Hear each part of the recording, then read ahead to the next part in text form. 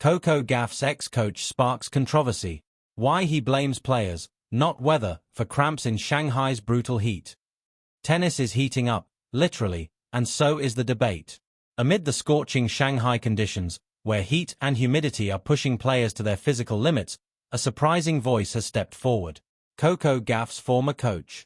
In a bold statement that's sparking controversy across the tennis world, he's refusing to defend players who stop matches for cramps or on-court treatment, saying it's part of the game, not an excuse.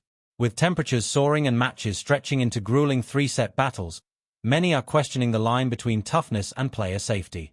Should the ATP and WTA step in to protect athletes? Or should endurance be part of the challenge? The coach's comments have divided fans, players, and experts, and reignited a fierce conversation about what it really takes to survive in today's extreme tennis conditions. Coco Gauff's former coach and longtime tennis analyst, Brad Gilbert, has shared his perspective amid growing calls for reform following the brutal conditions at the 2025 Shanghai Masters. With players like Novak Djokovic and Jannik Sinner visibly overwhelmed by soaring temperatures and humidity, Gilbert urged the ATP to prioritize a new heat policy and revisit other on-court regulations that he believes disrupt the natural rhythm of play. What made the 2025 Shanghai Masters a turning point in tennis heat debate? The debate over extreme weather in tennis isn't new, but the events in Shanghai reignited a fierce conversation within the sport. Over the years, tournaments such as the Australian Open and the Cincinnati Masters have seen players faint, retire, or even collapse due to intense heat. This time, however, the situation escalated dramatically. According to local reports, temperatures during the tournament reached 95 degrees Fahrenheit, with humidity levels peaking at 80%, creating conditions that pushed players to their physical limits. The result was an alarming wave of retirements and mid-match withdrawals, prompting the ATP to consider introducing a formal heat policy for future events, according to reports. During the 2025 Shanghai Masters, several top names struggled to finish their matches. Defending champion Sinner was forced to retire in the third round against Talon Griekspoor after suffering severe cramping. Djokovic vomited on court during his match against Yannick Hanfmann, later describing the experience as some of the toughest conditions he had faced in years.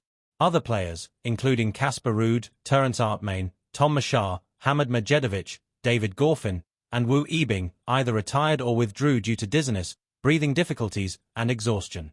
What changes did Coco Gauff's former coach, Brad Gilbert, propose to the ATP's on-court rules? Reacting to the controversy, Gilbert took to social media to share his perspective. Writing on X, he acknowledged that the ATP is expected to review its heat policy before the 2026 season but insisted that the conversation should not stop there.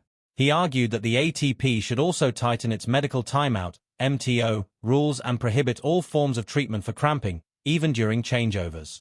Under current regulations, cramping is not officially recognized as a treatable medical condition, yet players often receive indirect assistance through stretching or prolonged breaks. Gilbert believes this offers an unfair advantage and disrupts the competitive flow of matches.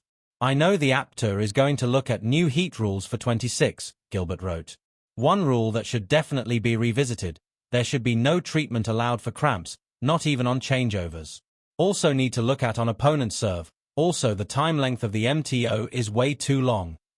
Hold definitely be revisited: there should be no treatment allowed for cramps, not even on changeovers. Also need to look at on opponent serve. Also, the time length of the MTO is way too long." In his post, Gilbert emphasized that the length and timing of medical timeouts can unfairly shift momentum, particularly when players request them before an opponent's serve.